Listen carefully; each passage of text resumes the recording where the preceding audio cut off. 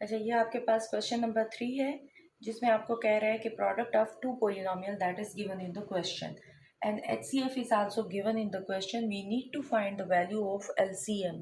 तो LCM calculate करने के लिए हमने फॉर्मूले में वैल्यूज डाल दी। उसके बाद हमें सिंपल डिवीजन करनी है ताकि हम इसका जो क्वेश्चन फाइंड आउट करें और वही क्वेश्चन जो है वो इसका LCM होगा। तो हम सिंपल जो है इसकी डिवीजन करते हैं। तो देखें, हमें यहाँ पे चाहिए x4। तो x4 को कैलकुलेट करने के लिए आपके पास क्या होगा, ज़ाहिर है x के साथ हम एक्स क्यूब को मल्टीप्लाई करेंगे। तो ये हो जाएगा x4 एंड -2x³ माइनस करेंगे, कैंसिल। यहाँ पे आ जाएगा 5x³ और -12x²। क्योंकि दो वैल्यूज़ हैं तो ज़ाहिर है हम दो वैल्यूज़ उतारेंगे। फिर उसके बाद हम +5x² के साथ करेंगे, तो ये हो जाएगा 5x³ एंड -10x²। तो फिर हमने इसको माइनस किया, प्लस किया, ये कैंसिल हो जाएगा, -2x² और -20x आ जाएगा। अब फिर हमने इसको जो है वो डिवाइड किया -2 के साथ, -2x। तो ये हमारे पास आ जाएगा -2x² एंड 4 +4x। ठीक है, तो माइनस करने के बाद जो है वो आपके पास आ जाएगा रिज़ल्ट। ये हो जाएगा, साइन चेंज किया तो ये हो जाएगा आपके पास वैल्यू जो है ख़त्म हो जाएगी पहली वाली, और दूसरी से रह जाएगा -24x एंड ऊपर आपके पास 48 है, तो ये 48 रह गया। ठीक है, अब इसके साथ हम फिर जब हम x-2 को किसके साथ, 24 के साथ करेंगे, यानी -24 के साथ, तो ये देखिए -24x आ जाएगा एंड +48 आ जाएगा, जो कि डिवाइड होके आपके पास ये वैल्यू आ जाएगी। तो याद रहे कि यहाँ पे हमने सिर्फ यहाँ तक काम किया, ये 4x तक, और फिर आगे जो है काम उसको वहाँ पे मैंने शिफ्ट कर दिया। ठीक हो गया, तो ये आपका ये हिस्सा यहाँ पे आ जाएगा। तो अब आपके पास LCM जो है वो क्या आ जाता है, ये आ जाएगा आपके पास x³ 5x² -2x -24। तो ये आपके पास इसका LCM आ जाएगा क्वेश्चन नंबर 3 का। अच्छा, क्वेश्चन नंबर 4 में भी आपके पास इसी तरीके से है। अब आपको LCM कैलकुलेट करना था। पिछले क्वेश्चन में आपको जो है वो नहीं, HCF अब कैलकुलेट करना है। पिछले क्वेश्चन में आपने जो है वो HCF गिवन था और आपने LCM फाइंड आउट किया था। तो मैं इसकी डिटेल में बहुत ज़्यादा नहीं जाती, बस सारे वैसे ही है, फॉर्मूले में आपने वैल्यूज़ डालनी है। तो सबसे पहले आपने क्या करना है, ये देखिए क्वेश्चन नंबर 4 है, इसकी HCF हमें कैलकुलेट करना है। फॉर्मूला हमारे पास होता है P(x) and Q(x) over LCM। ठीक है, तो P(x) Q(x) गिवन है, वो है आपके पास y4 -6y³ values kindly sign वगैरह ध्यान से लिखें ताकि गलती कोई भी ना हो सके, -56y एंड -48। और आपके पास LCM जो दी हुई है वो है y³ +2y² -11y एंड -12। ये आपके पास दिया हुआ है। आपने सिंपल डिवीजन करनी है, स्पेस को बचाने के लिए मैंने थोड़ा सा ये काम किया कि सिर्फ जो है वो क्वेश्चन की जो सोल्यूशन है उसकी तरफ हम आ गए। ये हो जाएगा y4 -6y³ -3y² -56y -48। ठीक हो गया। अब सबसे पहले जो है वो हम इसको y के साथ करेंगे। देखिए, y के साथ करूंगी तो क्या हो जाएगा, y4 2y³ 11y² -12y minus करेंगे।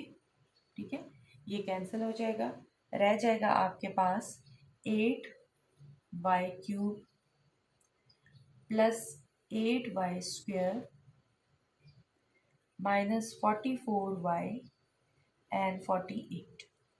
अब आप देखें 8 के साथ करें तो आपके पास ये कहानी जो है वो कंप्लीट हो जाएगी। ठीक है। अच्छा, यहाँ पे आपके पास प्लस का साइन है, सॉरी ये प्लस का साइन है, तो ये आपके पास 4 आ जाता है। ठीक है, ये आ जाएगा 4। तो अब देखिए 2 के साथ करें, सॉरी 4 के साथ करें तो ये आपके पास आ जाएगा 4y³ 8y² 44y।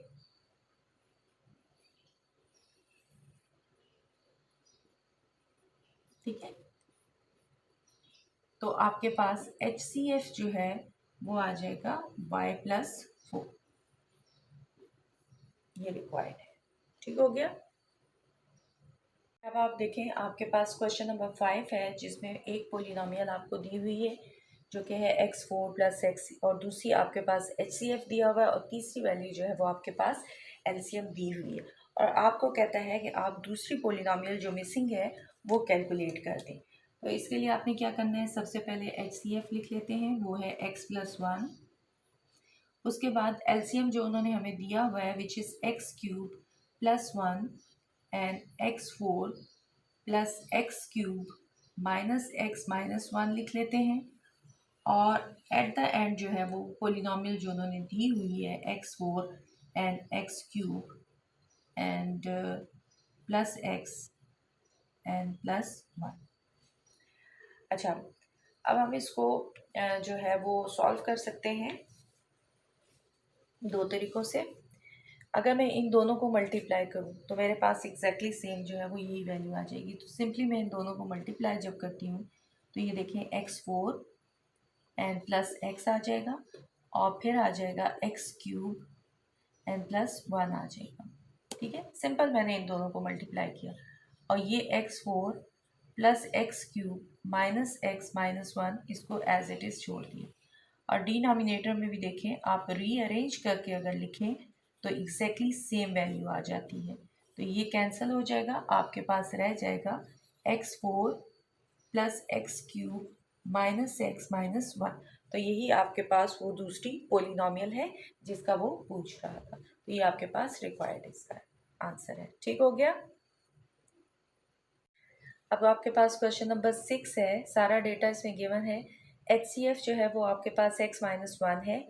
एक पोलिनोमियल आपको दी हुई है which is 4x³ - 10x² + 4x + 2, और दूसरी पोलिनोमियल आपको दी हुई है 3x4 - 2x³ - 3x + 2, और आपको कहता है कि आप LCM फाइंड आउट कर दें। तो LCM के लिए हमें पता है कि जो फॉर्मूला लगना है वो ये है कि LCM that is equal to P of x Q of x, ठीक है, एंड डिवाइडेड बाय HCF। ऐसा ही है। अब हम पोलिनोमियल्स को पुट कर देते हैं, ये हो जाएगा 4x³ - 10x² + 4x + 12। ये आपके पास एक पोलिनोमियल आ गई। सेकेंड पोलिनोमियल है 3x4 - 2x³ - 3x एंड +2, और जो HCF है वो आपके पास है x - 1। अब सिंपली ये करना है आपने कि इन दोनों में से किसी एक के फैक्टर्स बना लेने हैं, और जो वैल्यूज़ कैंसिल होती हैं उनको कैंसिल करके आखिर में मल्टीप्लाई कर देते हैं। सिंपली ये है कि हम इनको डिवाइड करके भी कर सकते हैं। हम एक साइड पे इसको डिवाइड कर दें, जो हमारे पास वैल्यू आएगी वही रिक्वायर्ड होगी। तो चूंकि HCF है तो ज़ाहिर है इस पोलिनोमियल में भी होगा, डिवाइड करेगा, और इसको भी फुली डिवाइड करेगा। तो मैं इसको सिंपली यहाँ पे आपके लिए डिवाइड कर देती हूँ। अच्छा, अब आप लोग यहाँ पे देख रहे होंगे कि मैंने ये डिवीजन की है। डिवीजन मैंने x - 1 को डिवाइज़र रखा है, और इसको मैंने सिंपल डिवीजन के साथ इसको डिवाइड कर लिया। तो इसका मतलब है कि मेरी ये पूरी टर्म जो है ये इसके साथ कोशेंट देगी x³ x² + x - 2। ठीक है, तो अब अगर मैं इसको अरेंज करके लिखूँ तो मेरी ये फर्स्ट टर्म जो है ये तो सेम ही रहेगी, which is 4x³ minus 10x² plus 4x and plus 12 और x³ plus x² plus x minus 2। तो ये इसका एलसीएम है और इनको हम मल्टीप्लाई करें तो हमारे पास जो है वो रिक्वायर्ड इसका आंसर आ जाएगा। ये है आपके पास 3x है, ठीक है, तो ये आ जाएगा 3x³ plus x² plus x and minus 2। ये आपके पास इसका आ जाएगा एलसीएम जो हम फाइंड आउट करना चाह रहे थे। तो आपकी मर्जी है, आप फैक्टर्स बना के इसको करते हैं, आप डिवाइड करके इसको करते हैं, दोनों तरीक़ों से ये पॉसिबल है। तो ये आपके पास इस एक्सरसाइज का लास्ट क्वेश्चन था, ठीक है। बहुत शुक्रिया। अगली एक्सरसाइज में नए टॉपिक के साथ मिलते हैं जिसमें बेसिक ऑपरेशंस होगा अलजेब्रिक फ्रैक्शंस पे, यानी एडिशन, सब्ट्रैक्शन, मल्टीप्लिकेशन, डिवीजन जो है वो हम इस पर सीखेंगे। ठीक हो गया।